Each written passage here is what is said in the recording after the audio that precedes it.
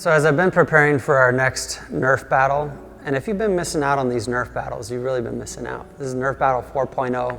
It already happened about a month ago, but it's going to happen in about a week. This has been recorded 5 weeks in advance. So sit on that for a while, try to figure out what I just said. Anyway, I came across Isaiah 54:17. It seemed like a really good verse for a Nerf battle. Weapons made to attack you won't be successful. Words spoken against you won't hurt at all. What does that mean?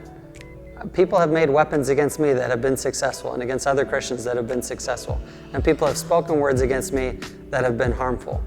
Sticks and stones may break my bones, but words may never hurt me. Truer words could not have ever been spoken, right? No. Like, everybody knows that something that has been said by somebody else has been hurtful to them, and we have spoken words that have hurt other people. Words that people take with them sometimes for the rest of their lives. So it's a good reminder to be cautious with your words and not speak out of anger or too quickly. So what does Isaiah 54:17 mean then? Weapons made to attack you won't be ultimately successful. Meaning, if we're going to use the Nerf illustration, Satan takes the Nerf gun and he shoots a dart at you, and on the way, the dart is meant to take you out and make you unsuccessful, but God uses the dart in your life to help dig a hole for someone who needs water in Africa. You take the dart and you just start digging with it. The weapon that the enemy intended to harm you, God uses for good. So ultimately, he squashes all of Satan's plans. That's the idea. So weapons made to attack you won't be successful. And words spoken against you won't hurt at all. Will they really not hurt at all?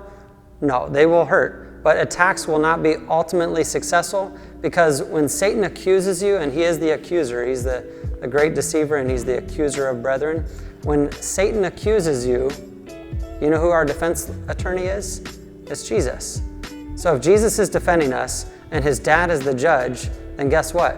Nothing's going to stand up in court, and he's going to win every time. And that's the idea. No words spoken against you will hurt you at all. It's also what it says in Romans 8:33 for a good cross-reference. So people will call you names and attack you and so forth as a believer, but only what God says about you matters. So you're going to lose in court. Only what God says about you matters. And God takes what is intended for evil and turns it into something good. And when Christians are persecuted, on top of all of this, when Christians are persecuted, the church grows. Historically, when Christians are persecuted, the church grows exponentially.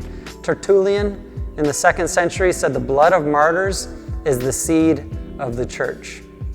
In other words, when people are willing to die for their faith, it speaks volumes, and God uses it to grow the church. When Stephen was martyred in the Bible, the church grew. When Paul was martyred, it grew. And when people are martyred, the church grows. So no weapon formed against you will ultimately be successful, and no words spoken against you will ultimately succeed.